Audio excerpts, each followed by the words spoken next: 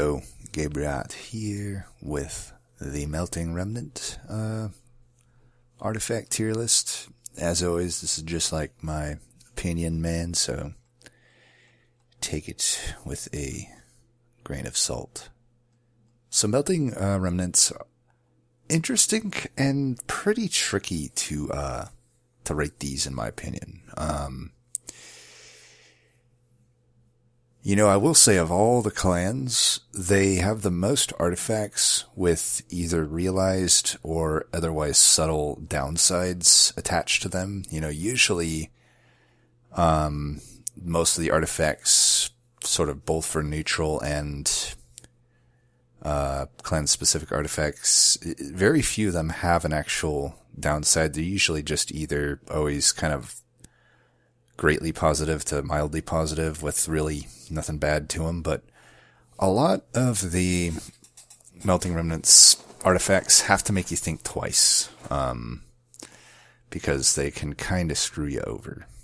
I guess only a few of them, but there are a few I have in mind where it's like hard to rate them, because when I look at my pick rate, it's not necessarily that high with them, which makes it hard for me to say it's like S tier by the way I rate things.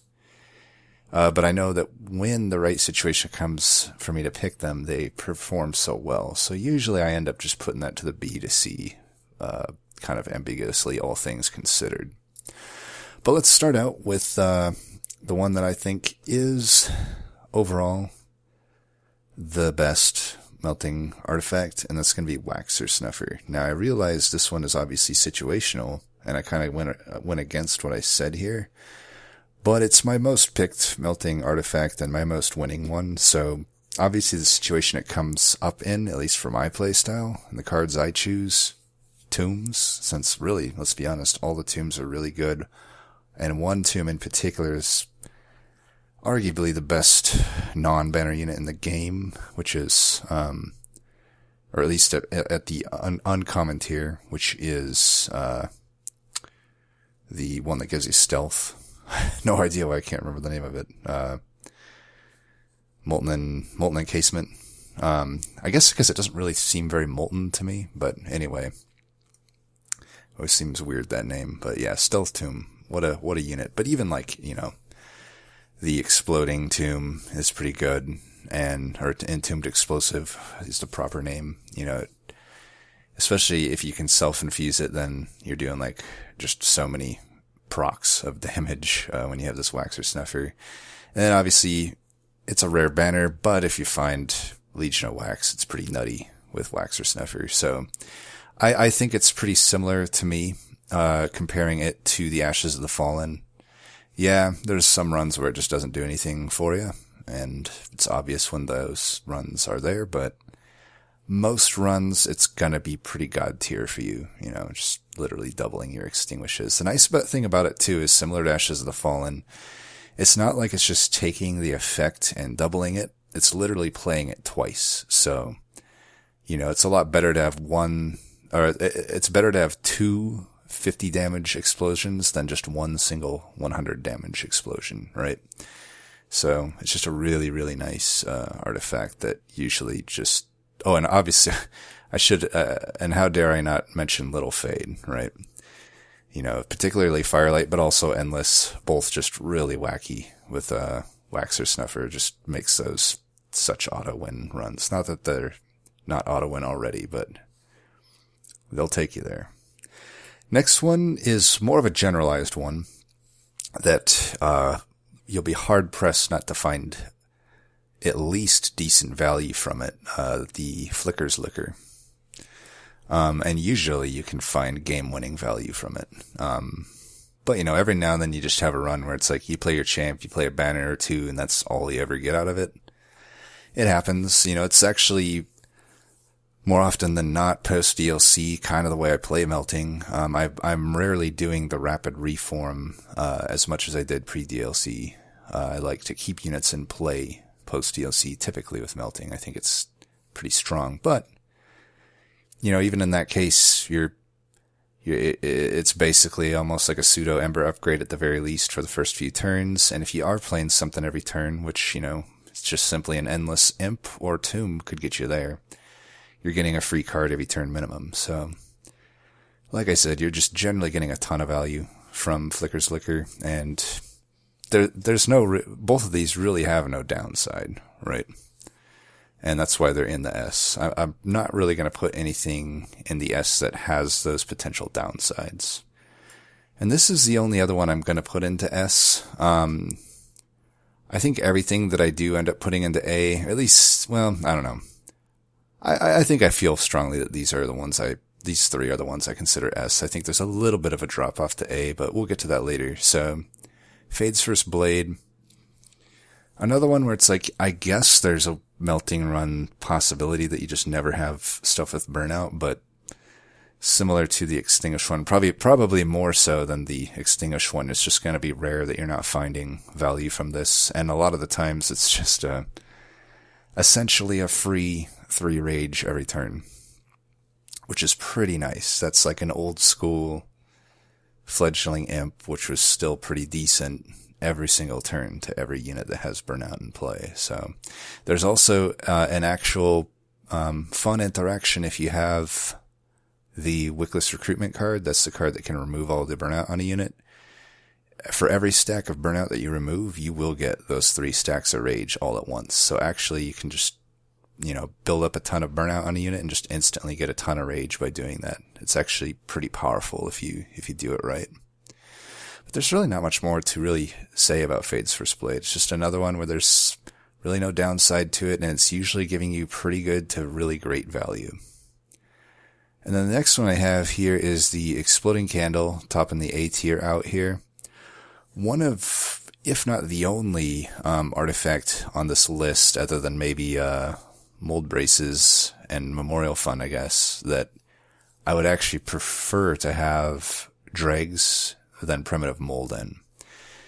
This probably the most, though. It really turns dregs into really good units. Now they're basically a molting imp on death, and that's pretty good for free, right? Just to every single one of your starter cards.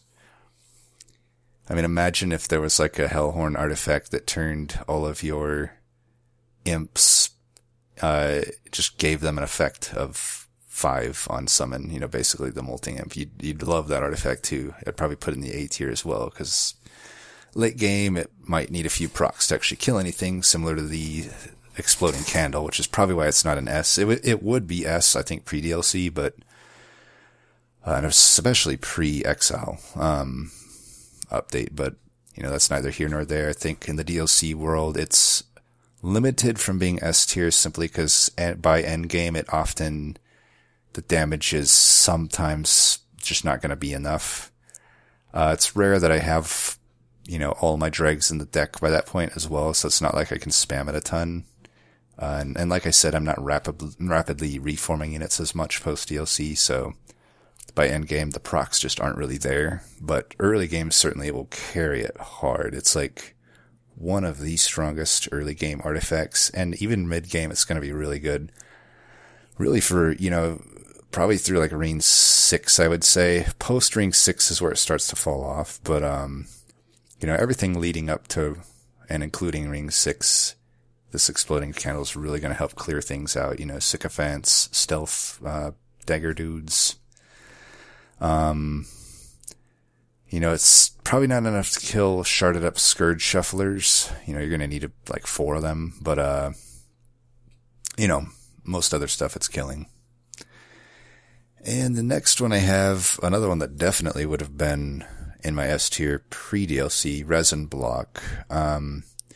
This really just comes down to the whole rapid reform thing, right? When I say rapid reform, I mean like, reforming every turn essentially, at least a unit, maybe even 2. And I realize how do I explain this? Often early game, especially if I take Dark Calling, I am gonna do rapid reform, but so often by the time endgame rolls around, especially if I found Paraffin Enforcers, the whole rapid reform thing just kind of may or may not fall by the wayside. But, either way, you're still glad to have this, I think. It's also really good with some of the secondary clans, like, the best would be probably like a Primordium if you're reforming it, or even having it on Endless, I guess, and if it dies, just getting that permanent 10, or that flat 10, I should say, not permanent, but pretty crazy. And yeah, if you Endless Eggs, it's really good with. Burnout Eggs, it's really good with. Those happen every now and then, and in those type of builds, it's best here. It's, as good as Wax or Snuffer for those. I just don't find I use it as much as Wax or Snuffer. And then Combustible Wax is the final one I'm putting in A tier. This is the first one that, I guess has a realized downside, potentially. But I think, like I said, due to my playstyle post DLC, this is so often a godsend to me, and just game winning. If I really missed on good Burnout Extension, this really kicks everything into overdrive. Having just an extra 3 burnout on every single, both, if the units come in with burnout, they get it, and then also on the reapplications of burnout, they get it, and you can just stack really stupid amounts of burnout that basically means you'll never have to worry about your units burning out.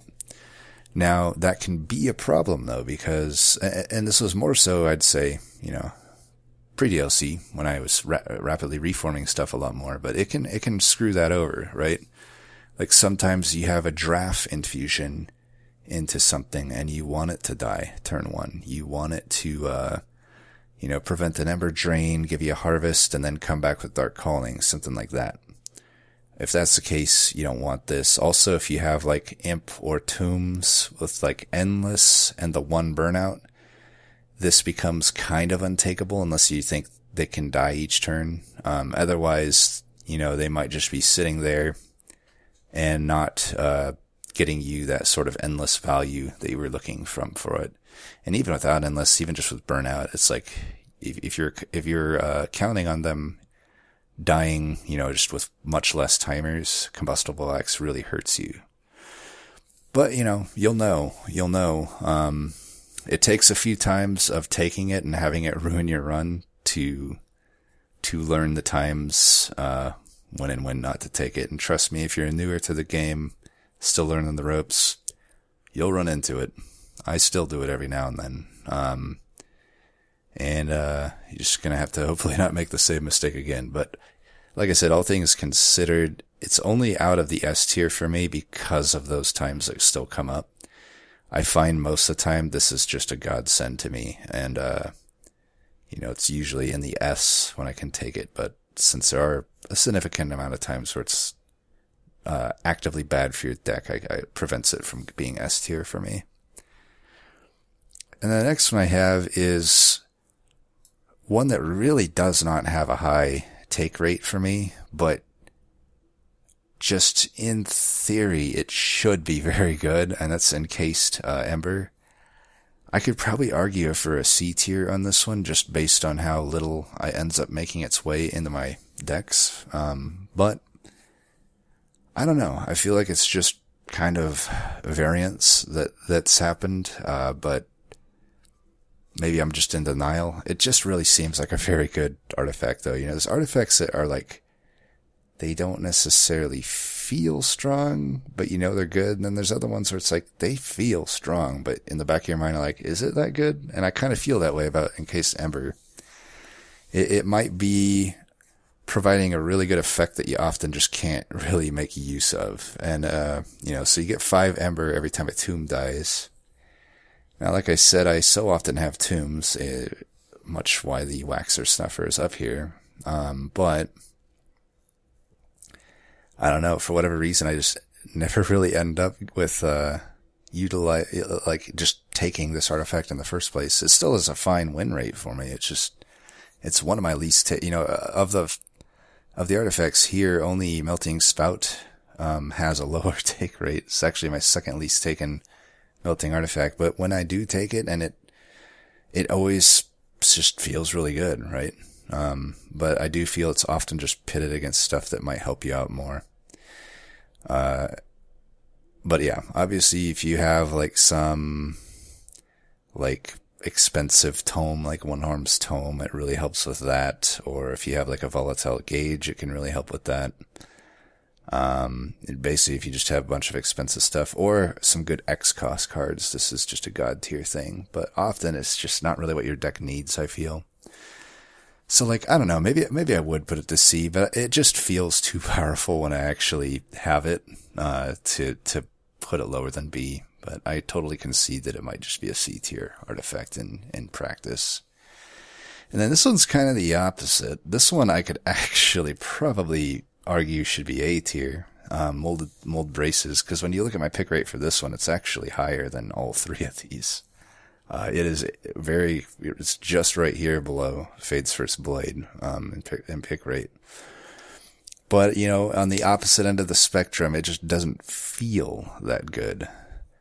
And on paper, I'm like, I don't know, it's not that, doesn't seem that good, right? Like, you're just getting 5 armor per death, and the way I play, you know, it's not a good excuse, but it's just the fact of the matter. I often misplay, because I forget about this thing, and I think if you're not misplaying, it could be pretty powerful, especially with like dregs, or even tombs, or imps, stuff like that. But, so often I forget, and I just sort of do my default, like, oh, the little tokens will chump block in front of everything. But you don't want to do that with this artifact. If you can have the stuff behind die, you should be putting it behind stuff. Like, say you have a floor, and you have like a burnout 1 unit, and everything's stealth anyway.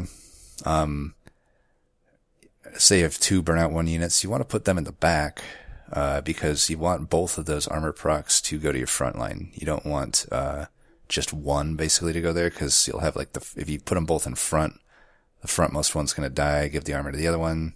That armor's completely wasted, and then it'll just die and give the 5 to the unit you wanted to put it to.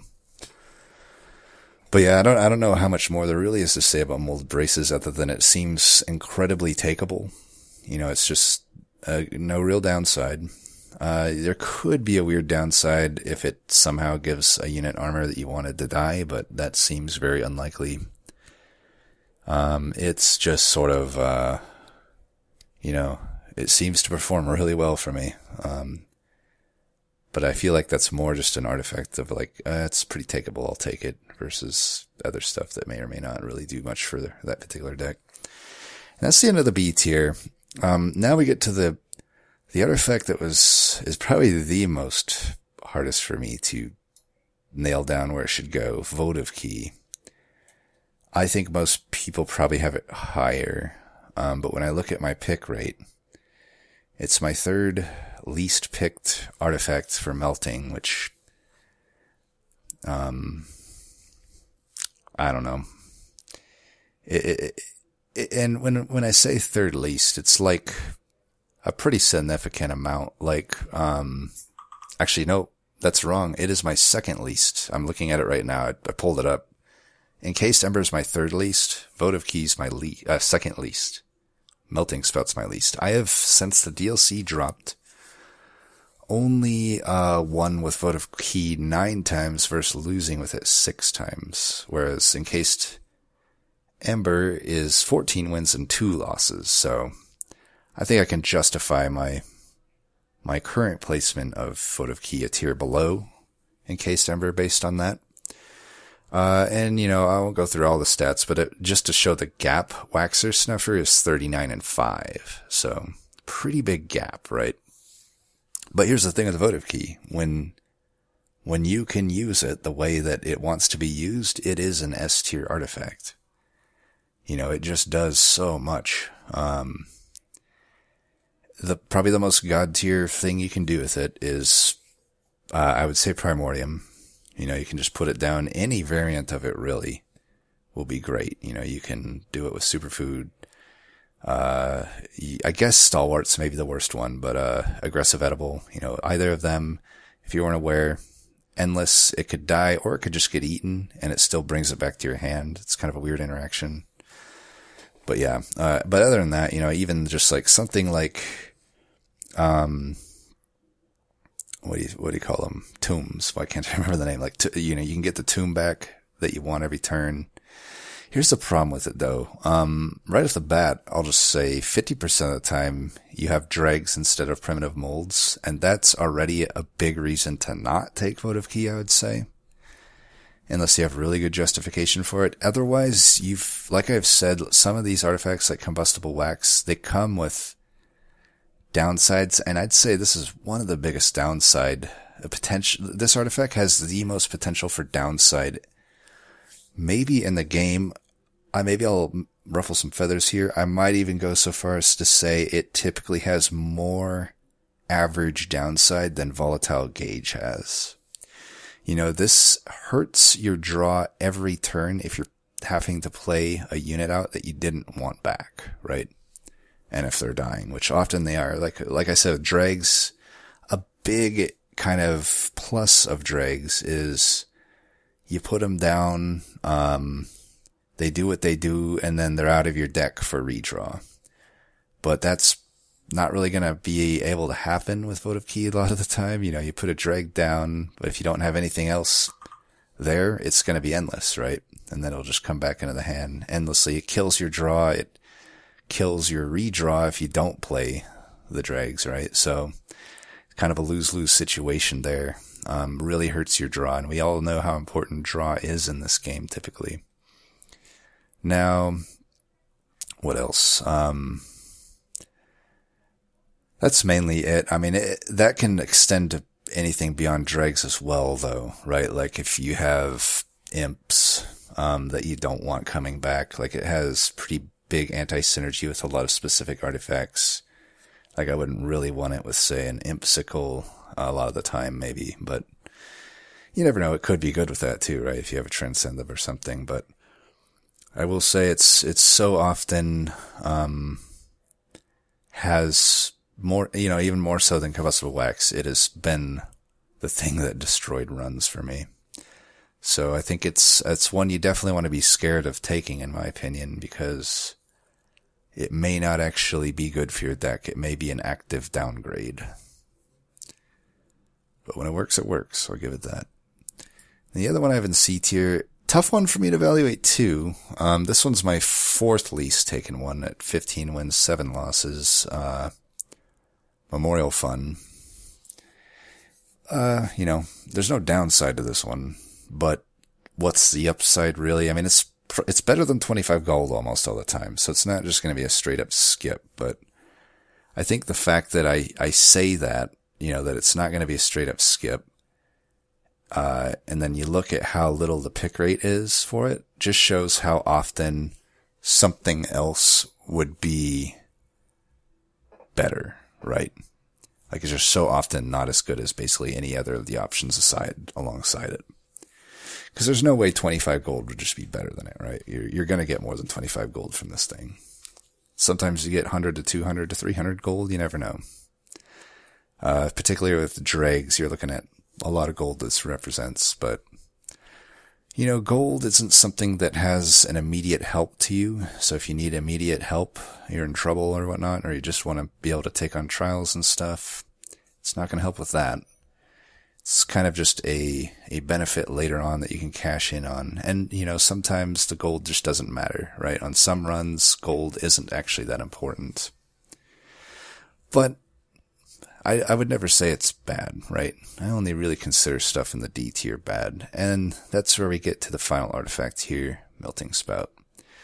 Now, before I shit and bash on this artifact, I should throw a disclaimer that there are players that are pretty decent that do seem to like this artifact. So take what I say with a grain of salt. Apparently it can be good, but that has not at all been my experience. So since the DLC dropped, this is by far my least taken Melting Remnant artifact at 5 wins and 3 losses.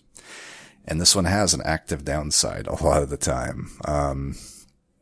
You know, a lot of the times you know, especially if you don't have,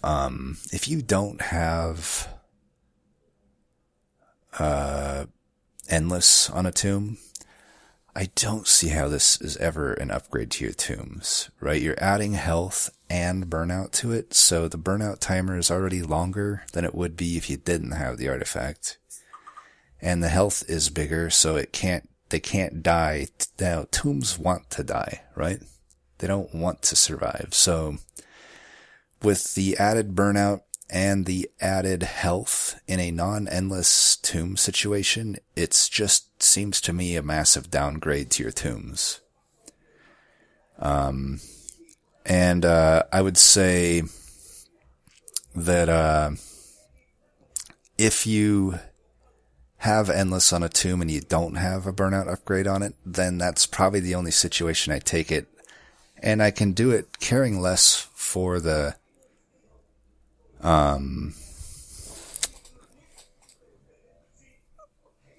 what am I trying to say? Sorry, there's stuff going on in the background. I'll just try to fucking finish this one out quick. Whatever. So, I don't even know what I was saying. Who gives a fuck? You probably know where I'm going with it. But yeah, Melting Spout, I don't like it. I think it's bad. Anyway, God damn it.